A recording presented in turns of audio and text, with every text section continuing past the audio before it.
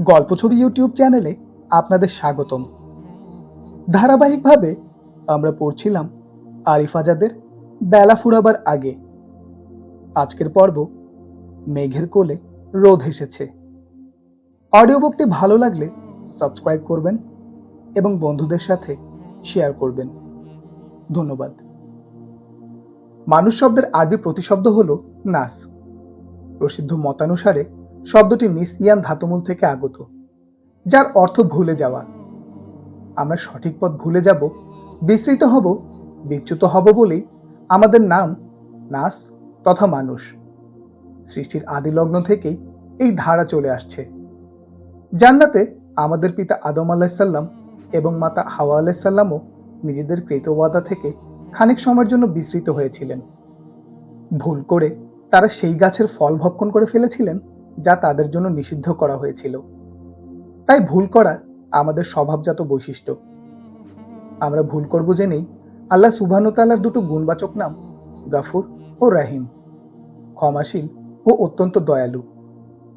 এই বিশ্ব চরাচরে তার মতন ক্ষমার অধিকারী দ্বিতীয় আর কেউই নেই।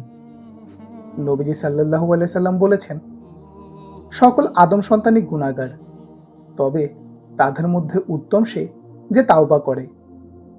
আরেকটি হাদিস থেকে জানা যায়, নবীজি সাল্লাল্লাহু আলাইহি সাল্লাম বলেছেন, সকল আদম সন্তানই গুনাহগার, তবে তাদের মধ্যে উত্তম সে যে তাওবা করে। আরেকটি হাদিস থেকে জানা যায়, নবীজি সাল্লাল্লাহু আলাইহি সাল্লাম বলেছেন, সেই সত্তার কসম যার হাতে আমার প্রাণ, তোমরা যদি গুনাহ না করতে তাহলে আল্লাহ সুবহানাহু ওয়া তাআলা তোমাদের জায়গায় এমন এক জাতি সৃষ্টি করতেন যারা গুনাহ করত এবং তার কাছে ক্ষমা প্রার্থনা করত, ফলে আল্লাহ তাদের ক্ষমা করতেন। যে বান্দা ভুল করে, যে বান্দা আগাগোড়া পাপে নিমজ্জিত হয়ে পড়ে, তার জন্য তিনি রহমতের দরজা বন্ধ করে দেন না।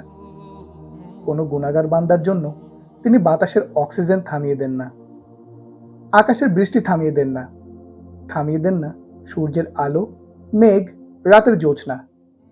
বান্দা অনবরত ভুল করে আর তিনি অবিরত সুযোগ দিয়ে যান, অপেক্ষায় থাকেন বান্দার রাজকীয় প্রত্যাবর্তনের। কখন বান্দা নিজের কৃত ভুল স্বীকার করে ক্ষমা চাইবে, কখন সে তাওবা করে পাপের দরিয়া থেকে উঠে আসবে, কখন সে তার রবের নির্দেশিত পথের দিকে যাত্রা করবে। আমরা মনে করি যে কঠিন কঠিন পাপ আমরা করে বসেছি, তার হয়তোবা কোনো ক্ষমা হতে পারে না।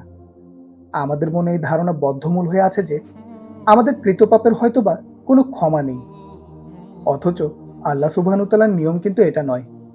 তিনি ক্ষমার পসরা নিয়ে আছেন বান্দাদের গুনাহগুলো ক্ষমা করার জন্য। তিনি বলছেন, হে আমার বান্দাগণ, তোমরা যারা নিজেদের উপর জুলুম করে বসেছ, তোমরা আল্লাহর রহমত থেকে কখনোই নিরাশ হও না। নিশ্চয়ই আল্লাহ সকল পাপ ক্ষমা করে দেবেন। তিনি ক্ষমাশীল এবং পরম দয়ালু। এই যে আয়াতটা, মনে হচ্ছে এই আয়াত যেন আমার জন্যই নাজিল করা। আল্লাহ সুবহানাহু ওয়া তাআলা যেন আমাকে উদ্দেশ্য করেই বলছেন, হে আমার বান্দা, সেদিন রাতের অন্ধকারে তুমি অমুক অমুক পাপে লিপ্ত ছিলে।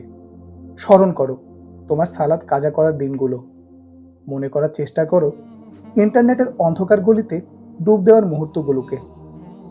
ভুলে গেছো সেই দিনগুলোর কথা, যখন তুমি দিনের পর দিন মসজিদমুখী হওনি? তুমি নিজের উপর, নিজের আত্মার উপর জুলুম করেছ। হিমালয় সমান পাপের বোঝা নিয়ে আজ তুমি আমার সামনে উপস্থিত। তুমি কি ভাবছ আজ আমি তোমাকে ফিরিয়ে দেব? তুমি কি ভাবছ আজ আমি তোমাকে তিরস্কার করব? তুমি কি ধরে নিচ্ছ আজ আমি তোমার দিক হতে মুখ ফিরিয়ে নেব? আমার বান্দা, তুমি ভুল ভাবছ। তুমি নিজের উপর যত জুলুম, যত অত্যাচারই করো না কেন, আমি সর্বদা তোমাকে ক্ষমা করে দেব। তুমি কখনোই আমার রহমত থেকে নিরাশ হইও না। ভেবো না যে আমি তোমাকে ক্ষমা করব না, তোমার ডাক শুনবো না, তোমার আহ্বানে সাড়া দেব না। কখনোই এমনটি ভেবো না। তোমার কৃত পাপ কখনোই আমার ক্ষমার চাইতে বড় নয়। তুমি কেবল আমার দিকে ফিরে এসো, আমার দিকে ঝুঁকে পড়ো, হাত তুলে আমাকে বলো তোমাকে ক্ষমা করার জন্য। দুফোঁটা অশ্রুর বিনিময়ে আমার কাছে চাও, আমি অবশ্যই তোমার ডাকে সাড়া দেব। আমাদের পাপসমূহ মাফ করার জন্য আল্লাহ সুবহানাহু ওয়া তাআলা যে আয়োজন সাজিয়েছেন, সেই আয়োজন সম্পর্কে জানি না বলেই আমরা তার রহমত থেকে নিরাশ হয়ে পড়ি। আমরা যদি জানতাম যে ক্ষমা লাভের জন্য আমাদের অন্তরের একটু ব্যাকুলতা, হৃদয়ের খানিক আকুলতাকে আল্লাহ কিভাবে মূল্যায়ন করেন, তাহলে আমরা কখনোই হতাশ হতাম না। একদিন সাহাবীদের কাছে পূর্বযুগের এক লোকের কথা বলছিলেন নবীজি। লোকটা ছিল অত্যন্ত সম্পদশালী। তার বিশাল সম্পদের ভান্ডার থেকে সে কোনোদিন আল্লাহর রাস্তায় এক কানাকড়িও খরচ করেনি। উপরন্তু আল্লাহর ইবাদত থেকেও নিজেকে সে গুটিয়ে রেখেছিল। যখন সে মৃত্যুশয্যায় উপনীত হলো, যখন জীবনের সন্ধিক্ষণে এসে পৌঁছালো, সে তার মনে আল্লাহর ভয়ে এসে চেপে বসলো। সে তার ধন সম্পদের কথা মনে করলো। সম্পদের এই পাহাড় থেকে কোনোদিন একটা পয়সা আল্লাহর রাস্তায় ব্যয় করার তাড়না সে অনুভব করেনি। নিজের জীবনের এতগুলো সময় থেকে আল্লাহর ইবাদতের জন্য বরাদ্দ রাখেনি কোনো মুহূর্ত। জীবনকে উপভোগ করেছে খেয়াল খুশি মতো। মৃত্যু শিওরে এসে দাঁড়াতেই আজ তার এত ভয়, এত শঙ্কা। লোকটা তার সন্তানদের ডেকে বলল, বাবারা, বলো দেখি পিতা হিসাবে আমি কেমন ছিলাম? তারা বলল, ভালো। আল্লাহর সামনে হাজির হওয়ার জন্য যার ঝুলিতে কিছুই নেই, সে আবার ভালো হতে পারে কিভাবে? তার জন্য তো ধ্বংস ছাড়ার কোনো পথ খোলা নেই। ছেলেটা নিশ্চুপ হয়ে থাকলো। লোকটা আবার বলল, তোমরা এক কাজ করবে, আমি মারা গেলে আমাকে কবর দিও না, বরং আগুনে পুড়িয়ে ছাই করে ফেলো। এরপর সে ছাইয়ের কিছু অংশ বাতাসে উড়িয়ে দেবে এবং কিছু অংশ সমুদ্রে ভাসিয়ে দেবে। ছেলেরা বুঝতে পারল না তাদের পিতা এমন কথা কেনই বা বলছেন। জীবনের শেষ মুহূর্তে এসে কি তার ভীমরতি হয়েছে? কিন্তু লোকটা তার সংকল্পে অটল। সন্তানদের এই ব্যাপারে প্রতিজ্ঞাও করালো। তারা রাজি হলো এবং লোকটার মৃত্যুর পর সন্তানেরা তাকে পুড়িয়ে সেই ছাই বাতাসে ও সমুদ্রে ভাসিয়ে দিল। নবীজির ভাষ্য থেকে জানা যায়, কিয়ামতে আল্লাহ সুবহানাহু ওয়া তাআলা বাতাস ও সমুদ্রকে বলবেন তাদের কাছে এই লোকের যা যা অংশ আছে তা বের করে দিতে। বাতাস ও সমুদ্র তা বের করে দেবে। লোকটাকে আল্লাহ উঠাবেন, বলবেন, কেন তুমি এই কাজের নির্দেশ দিয়েছিলে সেদিন? লোকটা বলবে, আপনার ভয়ে। আমার মনে হয়েছিল আমার গুনাহের কারণে আপনি আমাকে কখনোই ক্ষমা করবেন না। আমি ভেবেছি এভাবে নিজেকে ছাই করে ফেললে বোধ করি আপনার শাস্তি থেকে বেঁচে যাব। এই কথা শুনে আল্লাহ বলবেন, যাও, আমি তোমায় ক্ষমা করে দিলাম। আল্লাহর ক্ষমার পরিধিটা এতই বিশাল। কেবল একটু অনুশোচনা, একটু আন্তরিকতা, হৃদয় কোণে একটু ভয়ের কারণে মুহূর্তেই আল্লাহ সুবহানাহু ওয়া তাআলা এরকম একজন পাপীকেও ক্ষমা করে দেন। অথচ আমরা ভাবছি আমাদের গুনাহগুলো হয়তো ক্ষমা করা হবে না।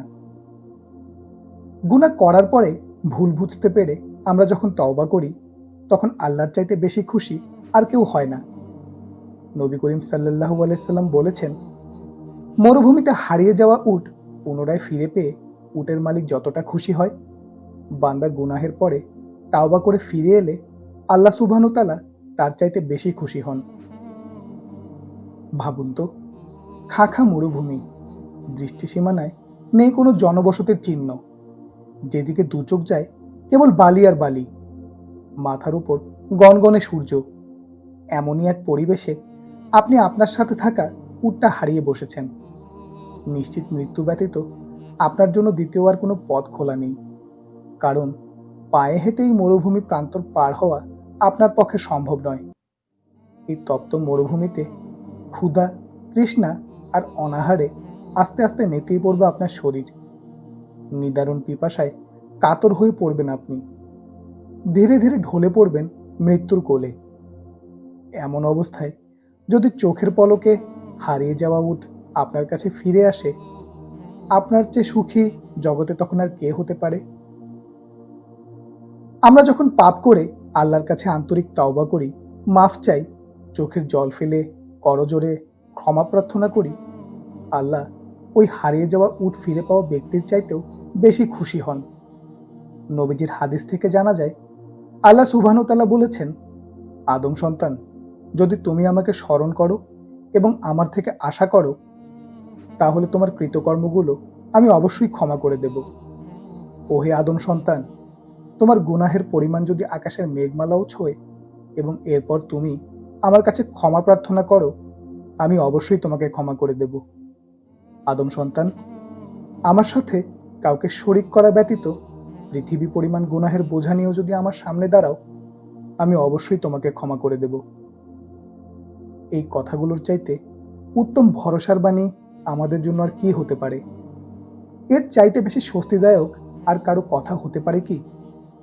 পাপের অতল সমুদ্রে ডুবে যাওয়ার পরেও যদি হৃদয়ের কোথাও জিয়ে রাখি এক টুকরো বিশ্বাস, যদি হৃদয় গহীনে সুপ্ত রাখি রহমানের উপর একটু ভরসা, একটু আস্থা, এবং একদিন যদি জিয়ে রাখা সেই বিশ্বাস, সেই সুপ্ত ভরসাতে ভর করে আমরা সত্যি সত্যি তার সামনে নত হয়ে দাঁড়াই, যদি জীবনের সব ভুল, সব অপরাধ, সব অবাধ্যতার জন্য তার কাছে অশ্রুসিক্ত নয়নে, অনুনয় ভরা বদনে, কাতর হৃদয়ে ক্ষমা চাইতে পারি, তিনি আশ্বাস দিচ্ছেন, তিনি ভরসা দিচ্ছেন, তিনি ওয়াদা করছেন, তিনি আমাদের সকল পাপ, সকল গুনাহ, সকল অপরাধ, অবাধ্যতা, ভুলভ্রান্তি মাফ করে দেবেন। আমাদের পাপ যদি আকাশের মেঘমালাও স্পর্শ করে, যদি আমাদের অবাধ্যতার পরিমাণ পৃথিবীতেও সংকুলান না হয়, তবু ভয় নেই। আরশের মালিক তবুও আমাদের ক্ষমা করে দেবেন, আমাদের ঢেকে দেবেন তার পরম মমতার চাদরে। রাসূলুল্লাহ সাল্লাল্লাহু আলাইহি সাল্লামের চাচা আবু তালিবের কথা মনে আছে? সেই ব্যক্তি যার ঘরে নবীজি পার করেছিলেন শৈশব, কৈশোর এবং যৌবনেরও অধিক সময়। আবু তালেব সেই ব্যক্তি যিনি ছিলেন নবীজির একজন পরম অভিভাবক, একজন সত্যিকারের শুভাকাঙ্ক্ষী। মক্কার মুশরিকদের পক্ষ থেকে নবীজির উপরে যখন কোনো বিপদ এসেছে, সেই বিপদের সামনে সবার আগে ঢাল হয়ে দাঁড়িয়ে যেতেন আবু তালিব। নবীজির শৈশবে আবু তালিব ছিলেন একজন পিতার মতন দয়াদ্র। কৈশোরে নবীজির মাথার উপরে ছিলেন একটি বটবৃক্ষের ছায়ার মতন, আর যৌবনে তিনি হয়ে উঠেছিলেন নবীজির একজন সত্যিকার অভিভাবক। আবু তালিব নবীজিকে কখনোই ভ্রাতুষ্পুত্র জ্ঞান করেননি, কখনো নিজের সন্তান থেকে আলাদা চোখে দেখেননি। বাবা মা এবং দাদাকে হারানোর পর আবু তালিবের হাতেই তো নবীজির বেড়ে ওঠা। সেই আবু তালিবের জন্য নবীজির হৃদয়েও ভালোবাসার কোনো কমতি ছিল না। কিন্তু খুবই দুঃখজনক ব্যাপার হলো যে চাচার হাতে নবীজির অর্ধেক জীবন অতিবাহিত হয়ে গেল, যার ছায়া মাথায় নিয়ে নবীজি পথ চলছিলেন, যার গৃহে নবীজি পেয়েছিলেন থাকার স্থান, যার কাঁধে নবীজি লাভ করেছিলেন পিতৃ সমস্নেহ, সেই আবু তালিব কিনা পান করতে পারেননি ইসলামের অমৃত সুধা। ইসলামের ঝান্ডাধারী নবীকে যিনি জীবন দিয়ে আগলে রেখেছিলেন, সেই আবু তালিবই কিনা শেষ পর্যন্ত মুশরিক থেকে গেলেন। তিনি জানতেন তার ভ্রাতুষ্পুত্র আল্লাহর প্রেরিত নবী। তিনি জানতেন মুহাম্মদ সাল্লাল্লাহু আলাইহি সাল্লাম সাধারণ কোনো মানুষ নন, একজন নবী, আল্লাহর পক্ষ থেকে মানুষের জন্য আসা একজন বার্তাবাহক। তথাপি আবু তালিবের বংশমর্যাদা, তার পূর্বপুরুষদের ধর্ম, রীতিনীতি তার সামনে সত্যের চেয়েও প্রবল হয়ে দাঁড়ালো।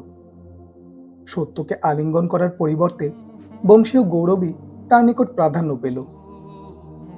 যখন আবু তালিবের মৃত্যুর সময় ঘনিয়ে এলো, যখন বিছানায় জীবনের শেষ মুহূর্তগুলো অতিক্রম করছিলেন রাসূলের প্রাণাধিক প্রিয় চাচা, যখন জীবন মৃত্যুর সন্ধিক্ষণে ছটফট করছিলেন তিনি, তখন রাসূলুল্লাহ সাল্লাল্লাহু আলাইহি সাল্লাম তার পাশে দাঁড়ানো ছিলেন।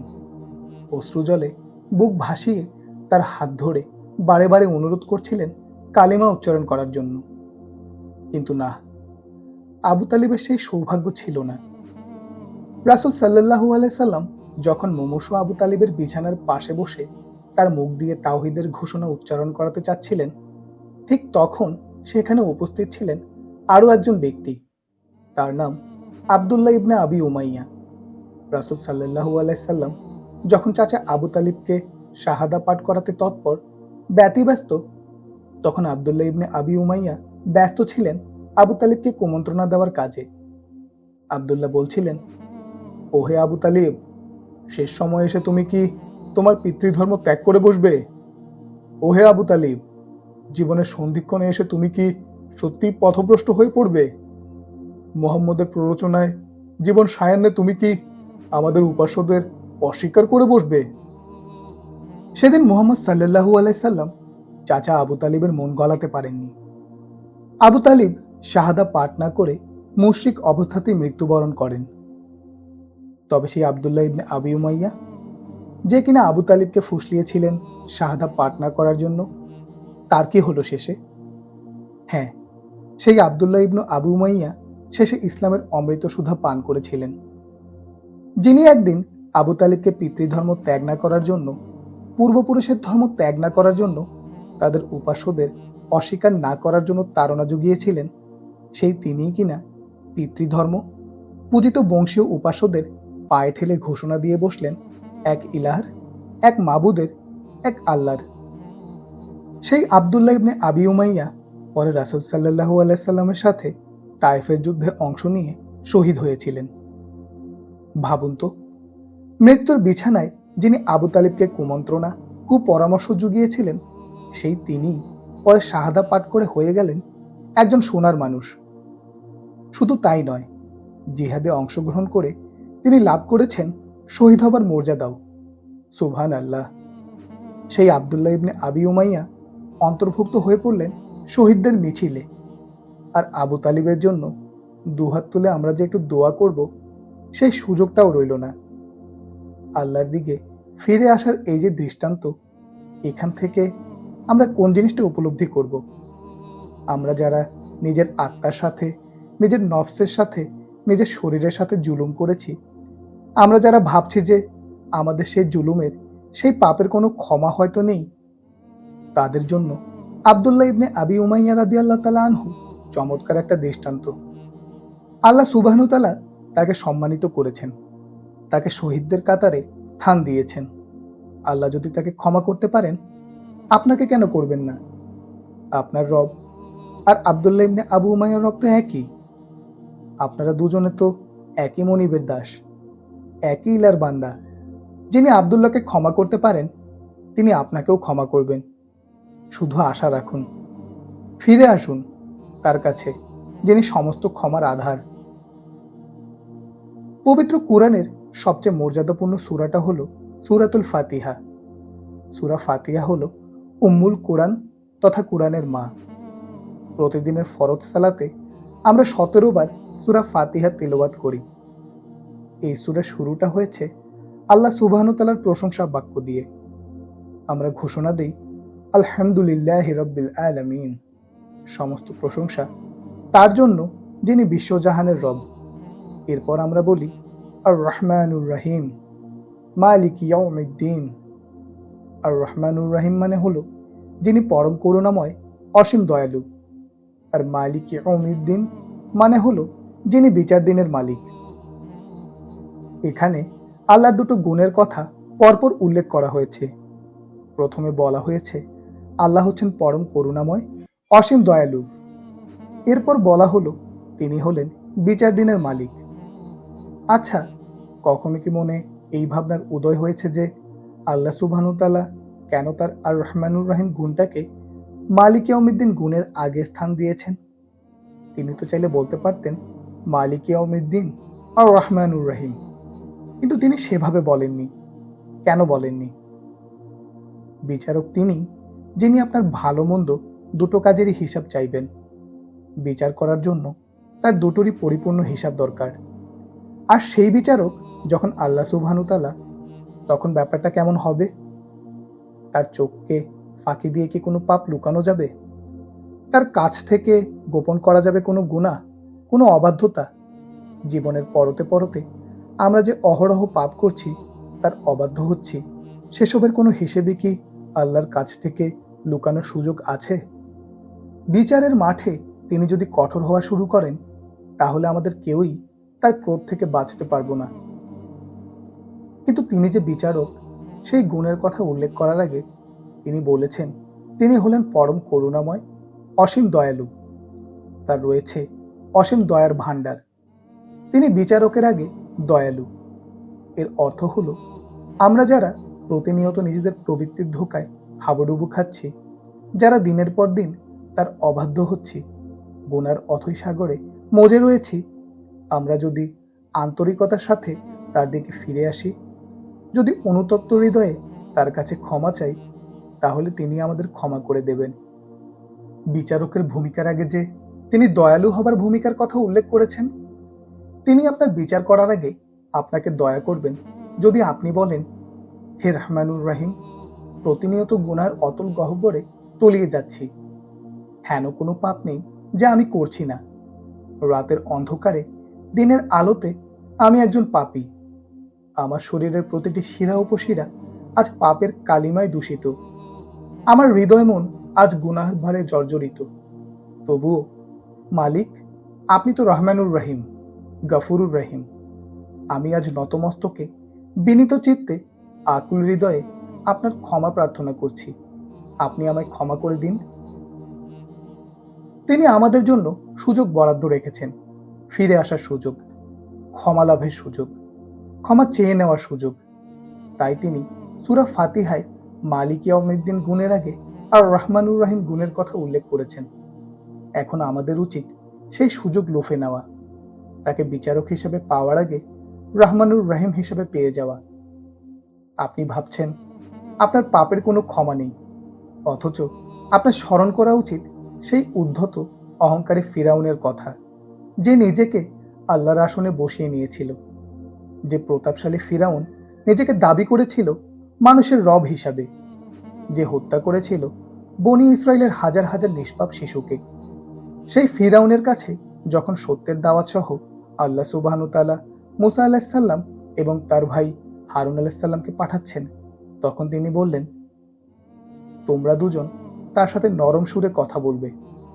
হয়তো সে উপদেশ গ্রহণ করবে, অথবা আমাকে ভয় করবে। ফিরাউনের মতো উদ্ধত, অহংকারী, সীমা লঙ্ঘনকারী জালিমের সাথে কথা বলার সময় আল্লাহ সুবহানাহু ওয়া তাআলা বলছেন যেন তার সাথে নরম সুরে, কোমল গলায় কথা বলা হয়। ফিরাউনের মতো অবাধ্য জালিমের ক্ষেত্রে যদি আল্লাহর অবস্থান এরকম হয়, আপনার সাথে কিরকম হবে ভাবুন তো। আপনি তো তাকেই সিজদা দেন, তার কাছেই সাহায্য চান। আপনার মঙ্গল অমঙ্গল সবকিছুর জন্য তার উপরই ভরসা করেন। মাঝে মাঝে শয়তানের ওয়াসওয়াসায় পড়ে পাপ করে ফেলেন। আপনার পাপের পরিমাণ তো ফিরাউনের পাপের সমান নয়। ফিরাউনের জন্য যদি আল্লাহ সুবহানাহু ওয়া তাআলা সুযোগ বরাদ্দ রাখেন, তাকে উদ্দেশ্য করে যদি আল্লাহ বলতে পারেন, হয়তো সে উপদেশ গ্রহণ করবে। আপনার বেলায় রাব্বুল আলামিনের মহত্ব, ক্ষমা আর দয়ার পরিমাণ কেমন হবে ভাবতে পারেন? তাই সুযোগ হারাবেন না। আপনি পাপ করবেন জেনেই তিনি তার ক্ষমার ঘোষণা দিয়ে রেখেছেন। আপনি যদি পাপ করে তাওবাই না করেন, তিনি ক্ষমা করবেন কাকে বলুন তো? রাতের গভীর কালো অন্ধকারে আল্লাহর কাছে কাঁদুন। তিনি আপনার জীবনকে আলো ঝলমলে দিনে পরিণত করে দেবেন। নবীজি সাল্লাল্লাহু আলাইহি সাল্লামের চমৎকার আশা জাগা নিয়ে এই হাদিসটির কথাগুলো শুনুন। নবীজি সাল্লাল্লাহু আলাইহি সাল্লাম বলেছেন, আল্লাহ বলেন, আমার বান্দা আমাকে যেমন ভাবে আমি তেমন। সে যখন আমার কথা স্মরণ করে তখন আমি তার সাথে থাকি। সে যদি মনে মনে আমাকে স্মরণ করে, আমিও মনে মনে তাকে স্মরণ করি। সে যদি কোনো সভায় আমাকে স্মরণ করে, আমি তার চেয়েও ভালো সভায় তার কথা উল্লেখ করি। সে আমার দিকে এক বিঘত এগিয়ে এলে আমি তার দিকে এক হাত এগিয়ে যাই, আর সে যদি এক হাত এগোয় আমি দু হাত এগিয়ে যাই। সে আমার দিকে হেঁটে এলে আমি তার দিকে দৌড়ে যাই। আপনার আমার সকল অবাধ্যতা, সকল অধ্যত্বের পরেও আল্লাহ সুবহানাহু ওয়া তাআলা আমাদের জন্য সুযোগ তুলে নেননি, আমাদের জন্য বন্ধ করে দেননি ফিরে আসার রাস্তা। তিনি জানিয়ে রাখছেন, আমি যদি তাকে স্মরণ করি, তিনিও আমাকে স্মরণ করবেন। কত বড় একটা ব্যাপার এটা, ভাবুন তো। আমি দুনিয়ায় বসে আল্লাহকে স্মরণ করলে তিনি ৭ আসমানের ওপর থেকে আমাকে স্মরণ করবেন। কোনো টেলিফোন নয়, কোনো ইমেল, চিঠি কিংবা বায়বীয় কোনো মাধ্যম নয়, কেবল অন্তরের গভীর থেকে তাকে একটুখানি স্মরণ। আমি যদি আল্লাহকে আমার কোনো আড্ডায় স্মরণ করি, আমার আড্ডার বন্ধুরা যখন দুনিয়াবি আলাপে মেতে উঠতে চায়, তখন যদি আমি তাদের সুমহান আল্লাহর কথা স্মরণ করিয়ে দেই, যদি বলি তোমরা আল্লাহকে ভয় করো, মিথ্যে বলো না, আল্লাহর অবাধ্য হইও না, অসৎ পথে পা বাড়িও না, তখন আসমানের অধিপতি ফেরেশতাদের সমাবেশে আমার কথা স্মরণ করেন, আমার নাম উত্থাপন করেন। সম্মানিত ফেরেশতাদের সামনে আল্লাহ সুবহানাহু তাআলা আমার কথা বলছেন, আমার নাম নিচ্ছেন। চোখ দুটো বন্ধ করে এই দৃশ্যটা একটু ভাবুন তো। মহান রব, যিনি হলেন গাফুরুর রহিম, অসীম অনিঃশেষ দয়ার সাগর, তিনি আপনার আমার ফিরে আসার চেষ্টাগুলোকে এতটাই মূল্যায়ন করেন। আমরা যদি পাপের রাস্তা ছেড়ে তার দিকে এক বিঘত হেঁটে যাই, তিনি আমাদের দিকে এক হাত হেঁটে আসার প্রতিশ্রুতি দিয়েছেন। আমরা এক হাত গেলে তিনি দু হাত এগিয়ে আসেন। আমরা যদি তার দিকে হেঁটে যাই, তিনি আমাদের দিকে দৌড়ে আসেন। তিনি কতভাবেই না আমাদের ক্ষমা করতে চান, কত উপায়েই না তিনি খোলা রেখেছেন অপার ক্ষমার দুয়ার। তিনি তার পরিচয় মেলে ধরেছেন গাফুরুর রহিম হিসাবে, অত্যন্ত ক্ষমাশীল। তিনি ক্ষমা করতে পছন্দ করেন। তার ক্ষমা সবসময় তার ক্রোধের উপর বিজয়ী হয়। আমাদের গুনার পরিমাণ যদি আকাশ ছুঁয়ে যায়, পৃথিবী যদি আমাদের গুণাগুলোকে সংকলন দিতে ব্যর্থ হয়, যদি আকাশ আর জমিনের মাঝে আমি সবচেয়ে বড় গুণাগার, সবচেয়ে বড় পাপী, সবচেয়ে নিকৃষ্ট, অথর্ব, অপদার্থ হয়ে থাকি, তবুও হতাশ হবার কিছু নেই। আকাশের মেঘ কখনো সূর্যকে ঢেকে দিতে পারে না। মেঘ ফুরে সূর্যের আলো ঠিকই ঠিকরে বেরিয়ে আসে। অন্তরে পাপের যে মেঘ ঘনীভূত হয়ে আছে, সেগুলোও ধুয়ে মুছে যাবে। সেই মেঘের কোলেও সূর্য হাসবে। হৃদয়ের অন্দরমহলে কেবল একটু জায়গা খালি রাখি, যেখানটায় উচ্চারিত হবে আল্লাহুম্মা মাগফিরলি, আল্লাহুম্মা মাগফিরলি। হে আল্লাহ, আমাকে ক্ষমা করে দিন। ও আল্লাহ, আমাকে ক্ষমা করে দিন।